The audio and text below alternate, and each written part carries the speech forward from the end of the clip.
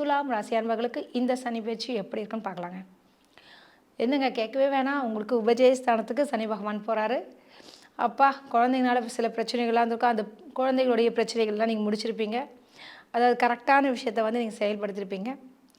திருமணமாகாத உங்களுடைய பிள்ளைகளுக்கெல்லாம் திருமணம் செஞ்சு ஒரு பெருமூச்சு விடக்கூடிய ஒரு காலகட்டமாக இருக்கலாம். இப்போ இந்த 6வது இடம் என்று சொல்லக்கூடிய இந்த சனி பகவான் அங்கே போகிறதுனால வழக்குகளில் வெற்றி, நிறைய விஷயங்கள் உங்களுக்கு நல்லது நடக்குங்க. அது மாதிரி ஒரு காலகட்டமாக இருக்குது. புதிய தொழில் துவங்குவீர்கள். அது மாதிரி பார்த்திங்கன்னா ஐடி ஃபீல்டில் இருக்கவங்களாம் நல்ல ஒரு சம்பளம் கிடைக்கும். அது மட்டும் இல்லாமல் நமக்கு பிடிச்ச அது நாட்டிற்கே சென்று அங்கேயே செட்டில் ஆகக்கூடிய ஒரு காலகட்டமாகவும் இந்த பீரியட் இருக்குது, பயன்படுத்திக்கிங்க. அதே மாதிரி பார்த்திங்கன்னா பிளாக் கலர் சம்மந்தப்பட்ட தொழிலை கொண்டவர்கள், ஈவன் வந்து கேமரா கூட பிளாக் கலர் சொல்லலாம். அப்புறம் ஆயில் ஐட்டம்ஸ், அதே மாதிரி இந்த ஜெராக்ஸ் மிஷின், இந்த டோனர் இதெல்லாம் பிளாக் கலர் சம்மந்தப்பட்டது இருக்கும். ஸோ அந்த லைனில் இருக்கும்.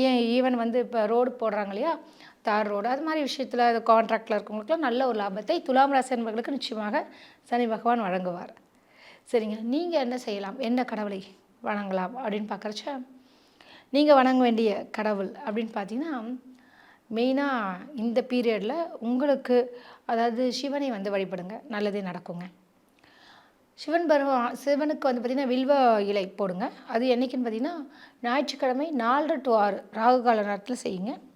ஏன்னா உங்களுக்கு இன்னும் பல மடங்கு நல்லது நடக்கிறதுக்காக இது சொல்கிறேன்.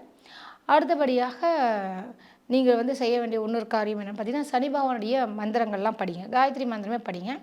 இந்த காகத் வஜாவித் மெஹே கட்காசா இது மெஹி தண்டோ மந்தக பிரச்சோதயாத், இதை படிக்க படிக்க இன்னும் மேலும் மேலும் உங்களுக்கு நன்மையை தருவாருங்க. வாழ்த்துக்கள்.